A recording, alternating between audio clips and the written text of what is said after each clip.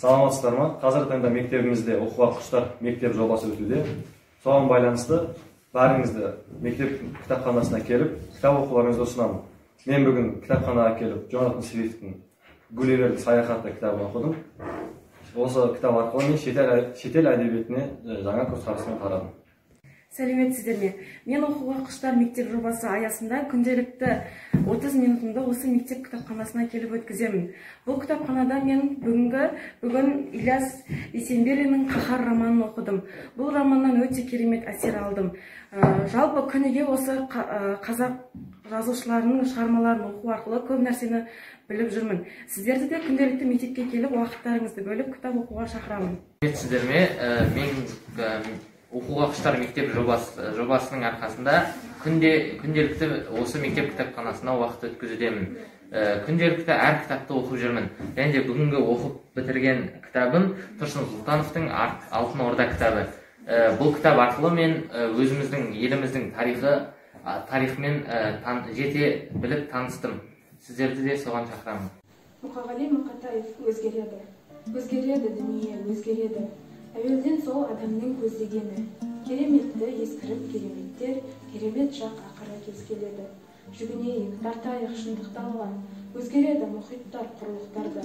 Өз бетімен табиғи өзгерсе екен, ұшырамай алапат сұмдықтарға.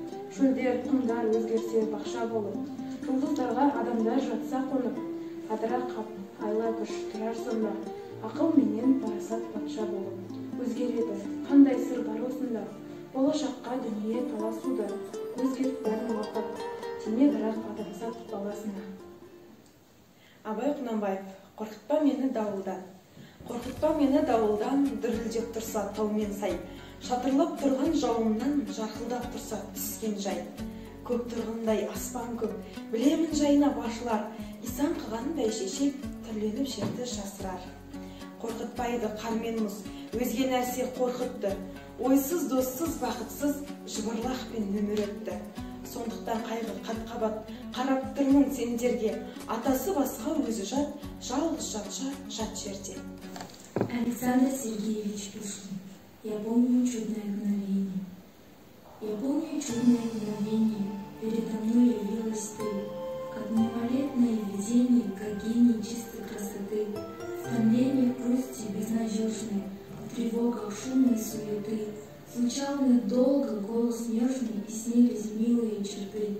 Шли годы, был порыв мятежный, рассиял прежние мечты. И я забыл твой голос нежный, твои небесные черты.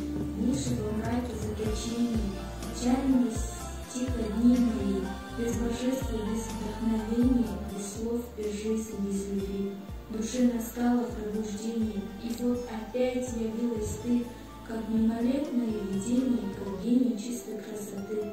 И сердце бьется в упоении, и для него воскресли вновь и божество, и вдохновение, и жизнь, и слезы, и любовь.